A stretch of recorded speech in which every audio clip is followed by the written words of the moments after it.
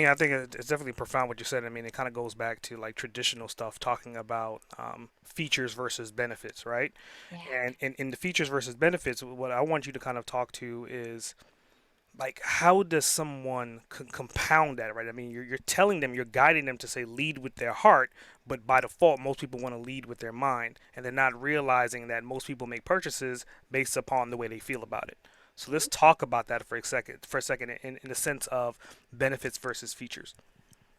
Yeah, that's great. So again, if we go back to the purpose of like your value proposition statement and we get very tactical here for a second, right? You're going to have a cool big bold tagline on your website and then you're going to have this follow-up series of one or two statements that's really about your value proposition. Okay.